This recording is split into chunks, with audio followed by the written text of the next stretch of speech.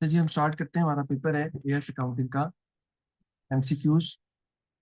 और as accounting में MCQs में पेपर ये है अक्टूबर नवंबर 22-11, यानी अक्टूबर नवंबर 22 और 1-1 वेरिएंट है विंटर 2022 और 1-1 वेरिएंट के साथ।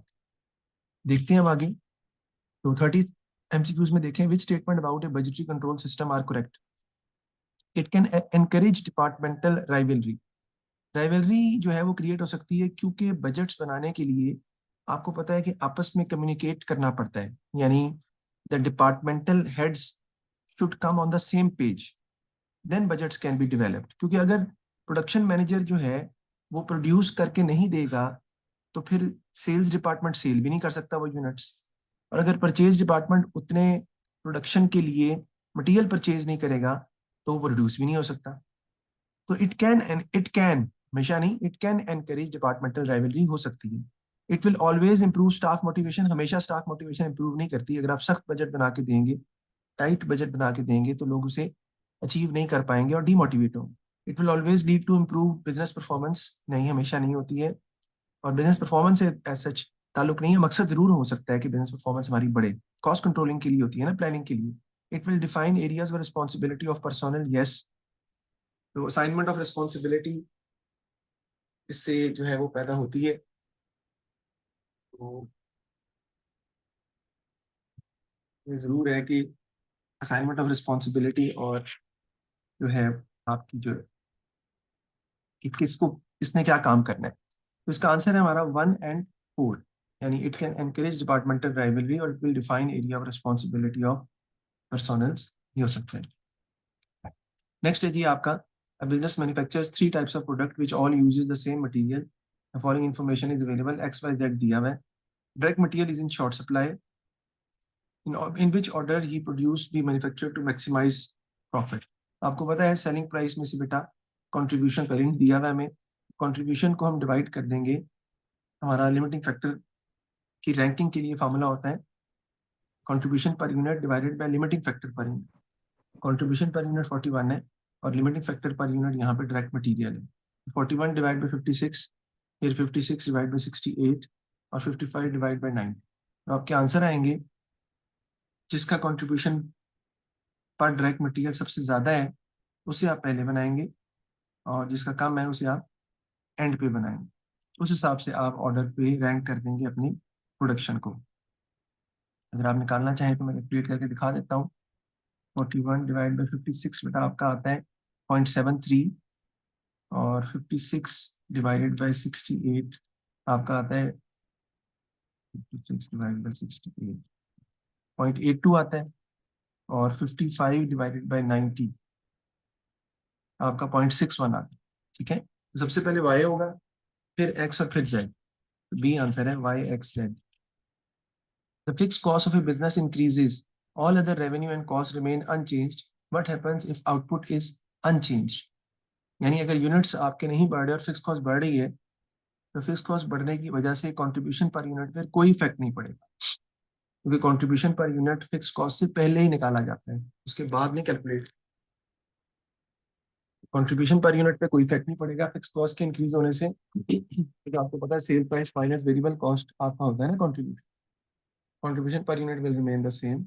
Break even point fix cost बढ़ेगी, सारी बात है, ब्रेक इवन पॉइंट भी इंक्रीज कर जाएगा। ब्रेक इवन पॉइंट इंक्रीज कर जाएगा, ठीक है जी। और मार्जिन ऑफ सेफ्टी जो पर यूनिट है वो आपका डिक्रीज कर जाएगा। उसी आंसर है, क्योंकि ब्रेक इवन पॉइंट बढ़ने का मतलब ये है कि आपका जो no profit no loss situation है वो लेट आ रही है, उसकी वजह से आपका मार्जिन ऑफ सेफ्टी जो है वो कम हो जाएगा। Actual sales minus break even sales, वो डिक्रीज कर जाएगा, आपका प्रॉफिट भी डिक्रीज कर जाएगा, सारी बात है, क्योंकि ब्रेक इवन आपका लेट आएगा। फिक्स कॉस्ट इंक्रीज होने से आपका break even point per unit बढ़ जाएगा, मार्जिन ऑफ सेफ्टी डिक्रीज कर जाएगा और कंट्रीब्यूशन पर यूनिट पर कोई इफेक्ट नहीं पड़ेगा। नेक्स्ट देखते हैं आगे।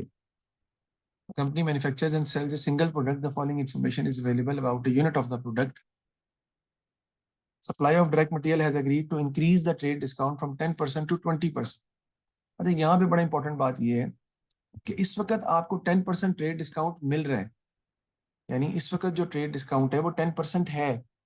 10% का मतलब क्या है? इसका मतलब ये हुआ कि आपका जो वेरिएबल कॉस्ट आपकी जो भी थी, जो कि बन रही है, अगर आप ऐड करके देखें 45, सॉरी मटेरियल की बात कर रहा हूं मैं, ट्रेड डिस्काउंट फ्रॉम 10% टू 20%, तो मटेरियल 45 है, इसका मतलब है कि मटेरियल की कॉस्ट असल में 50 थी। 50 पे 50 पे आपको डिस्काउंट मिला हुआ है असल में कितने परसेंट, 10% डिस्काउंट मिला हुआ है। 5, इसी वजह से आपकी जो मटेरियल कॉस्ट है वो इस वक्त कितनी शो हो रही है, 45।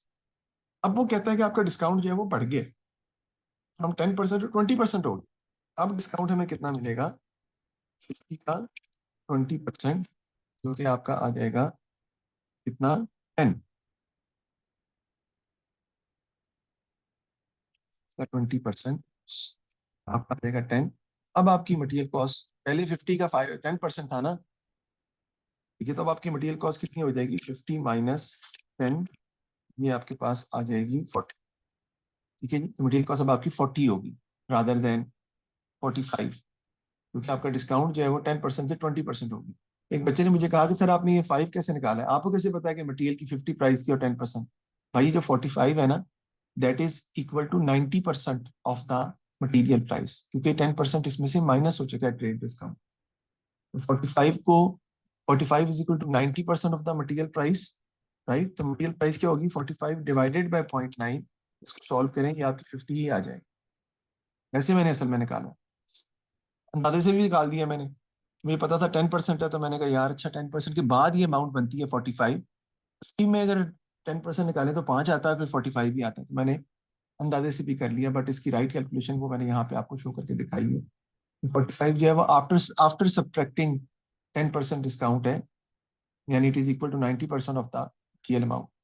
तो what is the new contribution per unit, तो 105 में से आप 40 और 30 70 आप माइनस करेंगे तो 35 आपका आंसर आ जाएगा। D is going to be the answer. New contribution per unit आपका 35 होगा। कैसे, 105 सेलिंग प्राइस है, मटीरियल अब आपका 40 है और लेबर 30 है, तो 70 माइनस करेंगे तो 35 आपका आ जाएगा answer. How is break even point in units calculated, बहुत ही आसान है। Fix cost divided by contribution per unit. Fix cost divide by selling price per unit बेटा कुछ भी नहीं होता, fix cost divide by variable cost per unit कुछ भी नहीं होता, और sales minus fix cost divide by contribution per unit भी कुछ नहीं होता, वो वेरिएबल कॉस्ट ओवर कंट्रीब्यूशन, यानी वो ये तो आपकी बन जाएगी वेरिएबल कॉस्ट और उसका आ जाएगा answer sales minus fix cost से भी, तो ए आंसर हमारा जो है वो बन जाए। आगे देखते हैं, company had received an order to supply 3000 pair of spare glasses. ये सवाल भी थोड़ा सा टेक्निकल होगा। तो रॉ मटेरियल दिया हुआ है 975, पैकेजिंग फॉर 50 पेयर्स 4.2 है, डायरेक्ट लेबर एट 8 पर डायरेक्ट लेबर आवर 800 है, ऑर्डर सेटअप कॉस्ट 100 है, और ओवरहेड एब्जॉर्प्शन रेट पर direct labour our 6.25। What is the cost of manufacturing this order, इस ऑर्डर को मैन्युफैक्चर करने की कॉस्ट जो है वो पूछ रहा है कि कितनी होगी। बेटा रॉ मटेरियल 975 आप ऐड करेंगे, फिर ये देखेंगे 50 पेयर की कॉस्ट है 4.2, तो 3000 के अंदर 50 पेयर्स हमारे कितने बनेंगे बेटा, 3000 को डिवाइड कर देंगे 50 से, तो आपका आंसर आ जाएगा 60। 60 को मल्टीप्लाई करेंगे 4.2 से, तो आपका ये कॉस्ट इसकी निकलेगी 252। इसकी कॉस्ट कितनी है, 252 है सर। ठीक है जी, फिर ये 800 ऐड करेंगे, 100 ऐड करेंगे, और अब्जॉर्प्शन रेट 6.25 है, तो आवर कितने लग रहे हैं बेटा, डायरेक्ट लेबर आवर कितने हैं हमारे, 10। सर कैसे, 800 डिवाइडेड बाई 80 आप करेंगे तो 10 आपके डायरेक्ट लेबर आवर है। ठीक है जी, और एक आवर पर हमारी जो 6.25 ओवरहेड कॉस्ट लग रही है, तो ओवरहेड का जो अमाउंट आपके पास जो है निकल आएगी, वो आपकी आ जाएगी 62.5। ठीक है जी, इनको आप ऐड करेंगे तो आपके पास आंसर जो है वो निकलेगा, जो आप निकालना, यानी जो आप निकालना चाह रहे हैं आंसर, टोटल कॉस्ट ही चाह रहे हैं ना मैन्युफैक्चरिंग दिस ऑर्डर, इन सबको आपको ऐड करना पड़ेगा, तो आपकी कॉस्ट जो है वो निकल आएगी, जो भी आप फाइंड करना चाह रहे हैं, क्योंकि 6.25 पर आवर है, तो 800 को मैंने डिवाइड किया ना 8 से, तो वो ऑटोमेटिकली 800 को डिवाइड करूंगा 8 से, तो मेरे पास जो है वो आ जाएगा अपना ये आंसर इसका, ओवरहेड की जो बात करें अगर हम,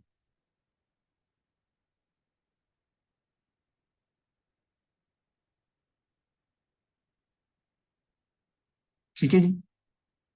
तो ये हम 25-25 MCQ हमने इसको इस तरह सॉल्व जो है वो कर लिया। आगे चलते हैं हम।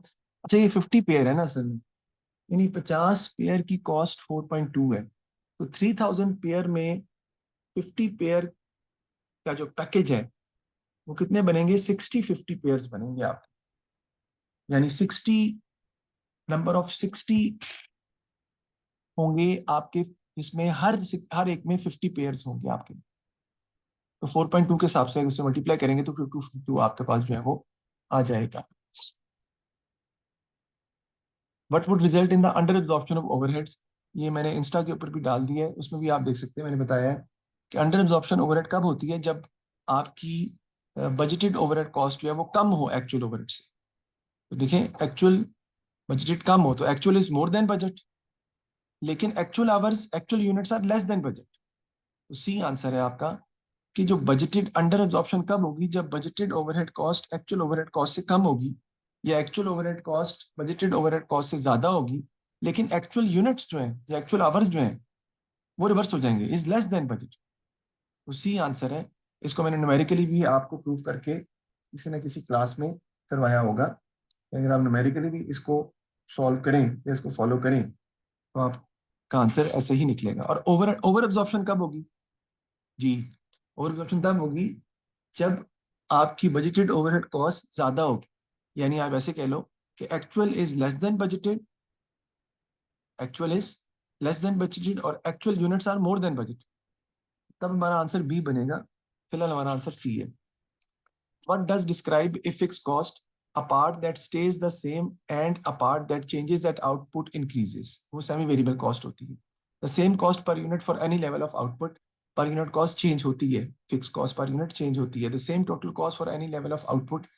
Same total cost for any level of output is right, लेकिन any level of output नहीं होता, within a relevant range होता है। The same total cost for output within a relevant range. तो D आंसर है आपका। Fixed cost is a cost which does not change with the change in the volume of production within a relevant range. Within a relevant range, बड़ा important point. A business employs machine operators.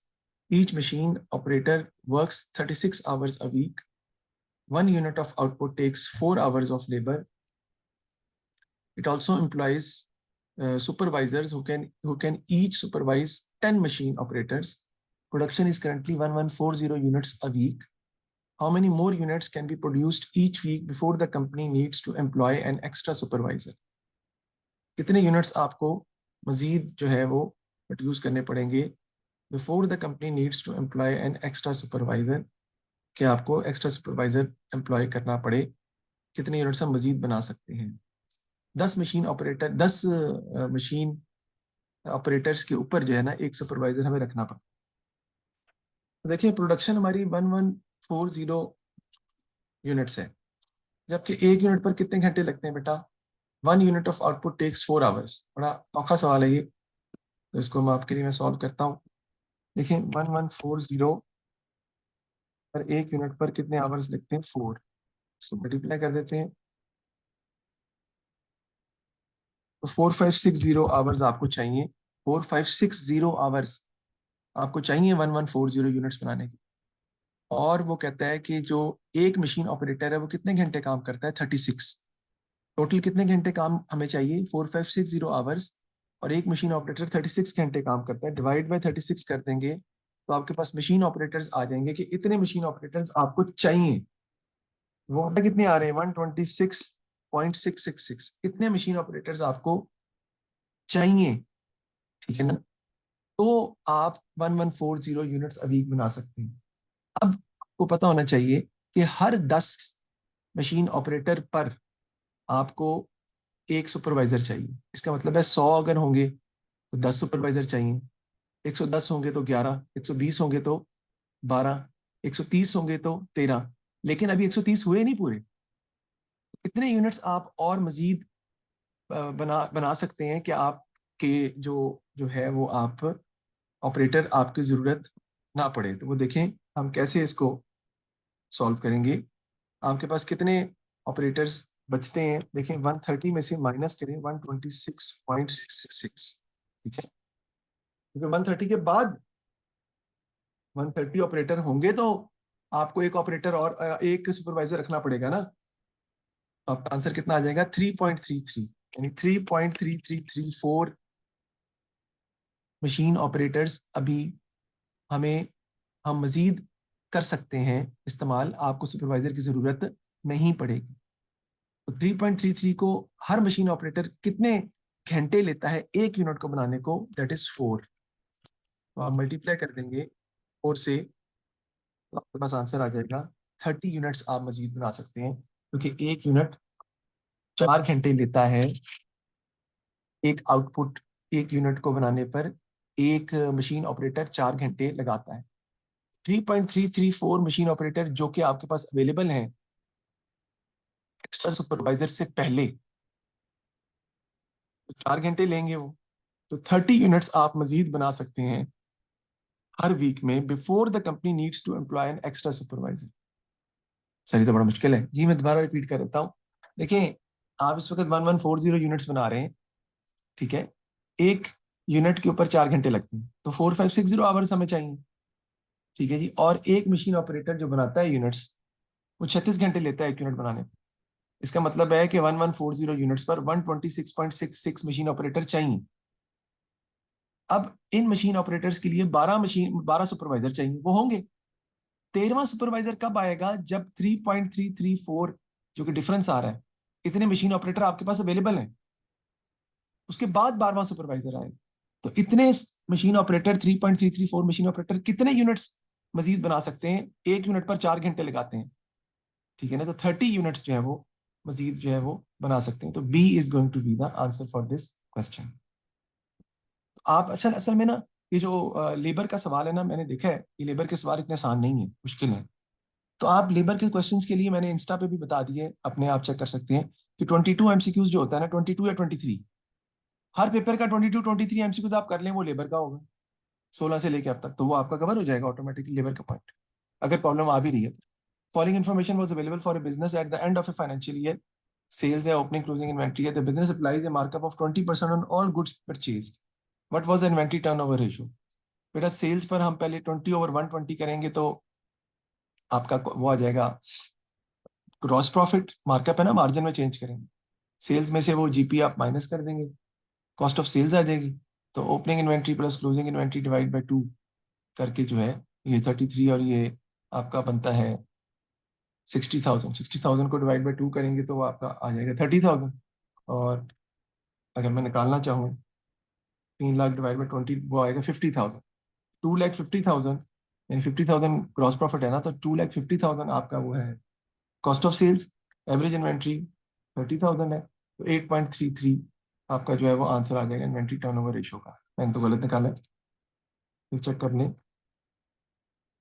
2 30,000 ये आ रहा है, तो markup कहता है जी 3 लाख है।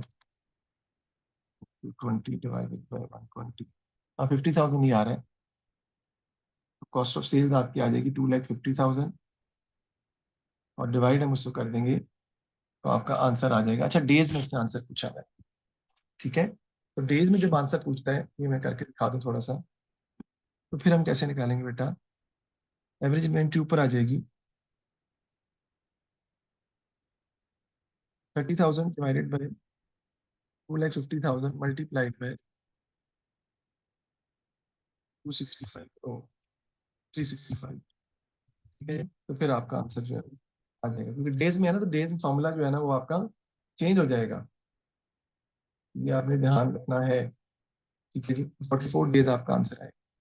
43.8 आता है वैसे, 44 डेज हम कर देंगे उसको। What does return on capital employed by year for a business? D answer है बेटा, efficiency to generate profit from its share holder equity and non current liability. Profit generate कितना करते हैं हम, किसको यूज करके? इक्विटी और नॉन करंट लायबिलिटीज के जरिए कितना प्रॉफिट जनरेट करते हैं, उसे कहते हैं हम रिटर्न ऑन कैपिटल एम्प्लॉयड, ठीक है। Non current asset total liabilities total assets नहीं होते, इक्विटी और नॉन करंट लायबिलिटीज के थ्रू जो हमारी बनती है उसमें हम उसको रिजॉल्व करते हैं। आगे देखते हैं। Information is available. 1st April, the balance of the retained earnings account was 858,000. Profit from operation 978,000 है। डिबेंचर इंटरेस्ट 1 लाख है। शेयर डिविडेंड 1,50,000 है। On 31st March, director transferred 2,80,000 to general reserve. They also issued 2,50,000 bonus shares of $1 each using general reserve. What was the balance of retained earnings account at 31st March? आसान सवाल है बेटा. इस वक्त retained earnings का जो opening balance है वो है 858,000. इसमें profit for the year add कर देंगे. प्रॉफिट फॉर द ईयर कितना होगा बेटा? Profit from operation minus interest plus 878,000. 978 नहीं होगा ना, 878 होगा. 1 लाख वो जो है, और माइनस कर देंगे ऑर्डिनरी शेयर डिविडेंड 1,50,000. तो आपका रिटेन्ड अर्निंग्स का जो आंसर है वो आ जाएगा. ठीक है जी. उसके बाद वो कहता है कि आप ट्रांसफर कर रहे हैं 2,80,000 जनरल रिजर्व में, तो ये भी रिटेन्ड अर्निंग में से माइनस हो जाएगा ना, तो ये जनरल रिजर्व में चले जाएगा. तो आपका आंसर आ जाएगा 13,06,000. एक बच्चे ने सवाल किया, सर जो बोनस शेयर इशू कर रहे हैं जनरल रिजर्व से, मेरे भाई बोनस शेयर इशू कर रहे हैं जनरल रिजर्व से, उससे फर्क किस पे पड़ेगा? शेयर कैपिटल पे और जनरल रिजर्व पे. रिटेन्ड अर्निंग पे तो कोई फर्क नहीं पड़ेगा. और रिटेन्ड अर्निंग में से हम 2,80,000 ऑलरेडी जनरल रिजर्व में ट्रांसफर कर चुके हैं, तो इस 2,80,000 में से हम बोनस शेयर इशू कर देंगे. भाई वो सवाल में हमसे टोटल इक्विटी नहीं पूछ रहा, खुश करें, वो रिटेन्ड अर्निंग्स पूछ रहा है. तो रिटेन्ड अर्निंग्स हमें ये दी हुई है, इसमें प्रॉफिट ऐड होगा, डिविडेंड माइनस होगा और जनरल रिजर्व माइनस हो जाएगा बस. क्योंकि बोनस शेयर का रिटेन्ड अर्निंग पर कोई इफेक्ट ही नहीं आ रहा. बी आंसर है 13,06,000. The following items were taken from the financial statement of a limited company during a period: increase in trade receivable, increase in trade payable, loan repaid. What was the effect of these items on the net cash inflow or outflow for the period? I am very sorry to say this question does not belong to AS level. This question basically belongs to A2 level. तो उसने A2 का सवाल जो है वो cash flow का वो डाल दिया AS में. A2 के बच्चों को तो समझ आ जाएगा, AS के बच्चों को इतना समझ के नहीं आ सकता. मैं समझाने की कोशिश पूरी करता हूँ. लोन रीपेड करेंगे बेटा तो लोन से आपका कैश कम हो जाएगा, तो ये माइनस हो जाएगा. इंक्रीज इन ट्रेड रिसीवल्स का बेटा मतलब ये होता है कि आपके ट्रेड रिसीवल में बेसिकली इजाफा हो रहा है. आपके ट्रेड रिसीवल जो है वो क्या हो रहे हैं? बढ़ रहे हैं. तो ट्रेड रिसीवल बढ़ने का मतलब क्या होता है कि आपका कैश इनफ्लो आउटफ्लो हो रहा है. कैश आपका जो है वो आउटफ्लो हो रहा है, कैश आपका जो है वो कम हो रहा है. ठीक है जी. अगर इसको हम समझने की कोशिश करें थोड़ी सी, not through cash flow statement, क्योंकि वो तो हमने पढ़ी ही नहीं है, तो हम देखते हैं कि ओपनिंग ट्रेड रिसीवल बेटा अगर 0 है ना, तो कैरेट डाउन जो है ना कितने हैं? 6,000. इसका मतलब है कि यहाँ पे हमें क्या हुआ है बेटा? कैश रिसीव हुआ है हमें कितना? 6,000 का. ओहो सॉरी,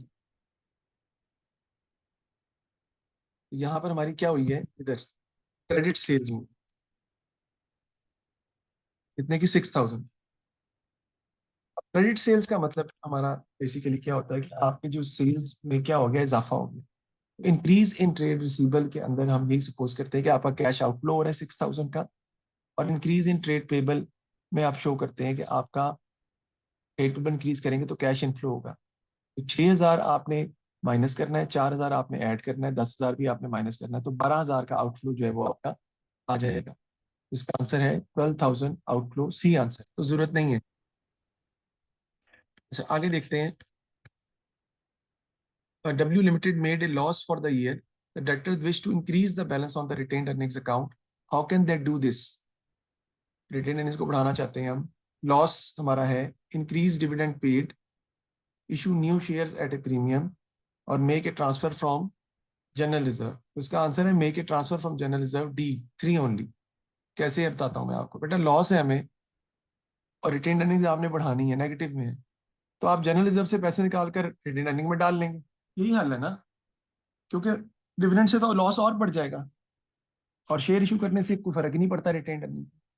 तो आप रिजर्व में से पैसे निकाल कर वापस रिटेन अर्निंग में डाल लेंगे, तो उससे आपका लॉस जो है वो खत्म हो सकता है, उससे आपका रिटेन अर्निंग्स का बैलेंस जो है वो बढ़ सकता है. तो D 3 only is going to be the answer. अच्छा जी, ये बड़ा आसान सवाल है बेटा. Dele and Lebo are partner share profit and losses. Profit दिया हुआ 8 लाख का, क्या करेंगे? सिंपल आपने निकालना है. 8 लाख में से इंटरेस्ट ऑन ड्राइंग आपको पता ऐड हो जाती है, तो 8 लाख में 1,500 ऐड कर देंगे. ठीक है ना. और इंटरेस्ट ऑन कैपिटल जो है वो माइनस हो जाता है, तो 5,500 जो है वो माइनस कर देंगे. 1,500 जो है वो आप ऐड कर देंगे और 5,500 माइनस कर देंगे, तो 7,96,000 आपका जो है वो निकल आएगा. सॉरी, 80,000 प्रॉफिट है, तो ये आपका आ जाएगा 76,000। उसको आप डिस्ट्रीब्यूट कर देंगे 3/4 और 1/4 के साथ, तो आपका आंसर आ जाएगा। बिल्कुल सिंपल है, एप्लीकेशन अकाउंट के थ्रू। गुडविल का सवाल है, इसको हम छोड़ देते हैं जी। X and Y are in partnership but do not have a partnership agreement. X had introduced twice as much capital as Y and made a loan to the partnership. X insists he is entitled to the following. याद रखिएगा, partnership agreement नहीं है। Interest on the extra capital he has invested, interest on the loan he has made to the partnership, a profit share of double than that of Y, not to pay interest on his drawing. What X entitled to? जी बताएं answer.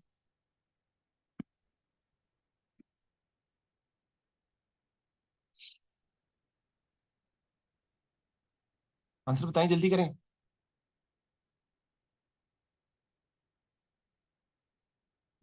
अच्छा, इसका answer है बेटा 2 और 4। क्योंकि जब partnership agreement नहीं होता तो इंटरेस्ट ऑन लोन होता है।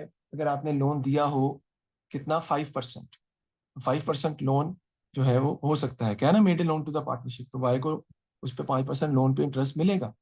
दूसरा, उसको इंटरेस्ट ऑन ड्राइंग पे करने की जरूरत नहीं है, क्योंकि जब पार्टनरशिप एग्रीमेंट नहीं होता तो इंटरेस्ट ऑन ड्राइंग होता ही नहीं है, राइट। प्रॉफिट शेयर इक्वल होता है, राइट, और इंटरेस्ट ऑन कैपिटल भी नहीं होता।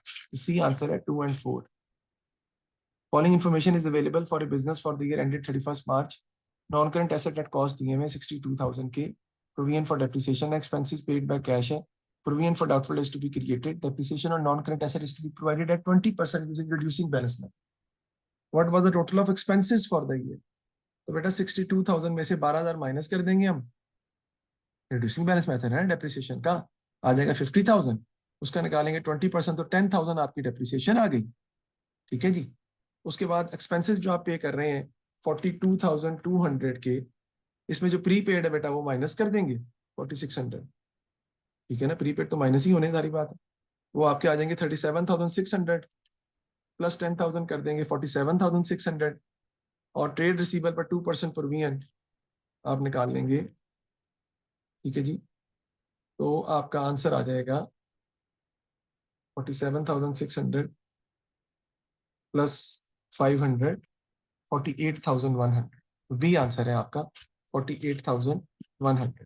कैसे मैंने निकाला है, डेप्रिसिएशन निकाली बेटा 50,000 पे 20% एक्सपेंस है आपका। फिर एक्सपेंसेस में प्रीपेड माइनस करके वो एक्सपेंसेस आ जाएंगे, और ट्रेड रिसीवेबल पर प्रोविजन जो है वो भी इंक्रीज होनी, वो भी एक्सपेंस में आती है आपकी। तो 48,100 भी आपका आंसर जो है वो आ जाएगा। ये आपको पता ही है, रेवेन्यू में से पहले मार्कअप दिया हुआ है, मार्कअप को मार्जिन में चेंज करेंगे, जीपी निकालेंगे, कॉस्ट ऑफ सेल्स आ जाएगी। कॉस्ट ऑफ सेल्स में opening inventory plus purchases minus closing inventory करके आप परचेजेस फाइंड कर लें। A trader has the following closing trade receivables. He usually provides for doubtful debts at the rate of 5%. At the end of year 2, he forgot to adjust the provision. What was the effect on profit in year 3 of forgetting to adjust the provision in year 2? अब देखें 64,000 पे आपने provision कितनी लेनी थी, 5%। 64,000 पे तो आती 3,200। 80,000 पर आपने निकालनी थी सेकेंड ईयर में 5%, तो वो कितनी आनी थी, 4,000। वो आपने नहीं ली। ठीक है ना, देखो प्रीमियम निकालनी इसमें कितनी थी, 3,200 ले ली। इसमें कितनी निकालनी थी बेटा, 4,000। और इसमें कितनी निकालनी थी बेटा, 4,500।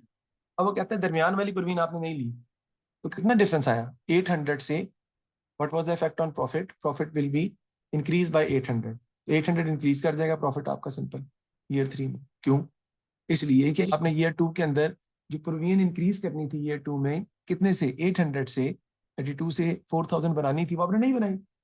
जब इंक्रीज इन प्रोविजन एक्सपेंस में लिखते हैं आप, बताइए आपको, तो 800 आपका एक्सपेंस कम हो गया तो प्रॉफिट आपका डेफिनेटली 800 से कम हो जाएगा ईयर 3 में। 800 से प्रॉफिट आपका इंक्रीज कर जाएगा, क्योंकि आपने एक्सपेंसेस में 800 कम रिकॉर्ड किया। तो बी आंसर है 800 इंक्रीज।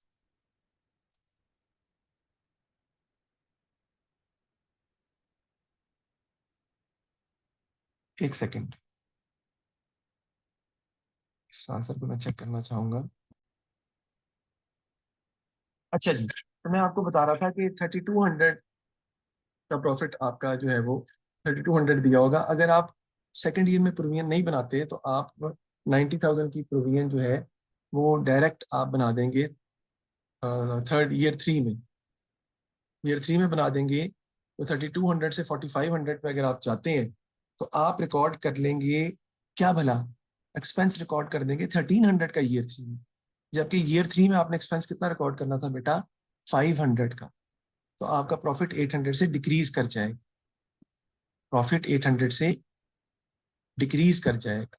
कैसे, मैं फिर रिपीट करता हूँ। 3200 था, हमने यहाँ पर प्रोविजन कितनी इंक्रीज करनी थी, 800 की, और यहाँ कितनी इंक्रीज करनी थी, 500 की। आपने ईयर 2 में प्रोविजन इंक्रीज की ही नहीं।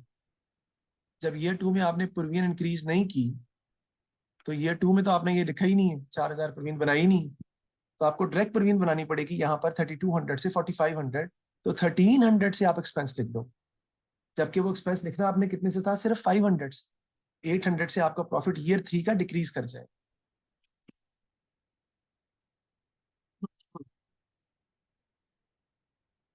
अच्छा जी, ये सवाल अच्छा है। How are closing inventory and loss for the year treated in the financial statement of a business. Closing inventory और लॉस को फाइनेंशियल स्टेटमेंट में कैसे ट्रीट हम करते हैं।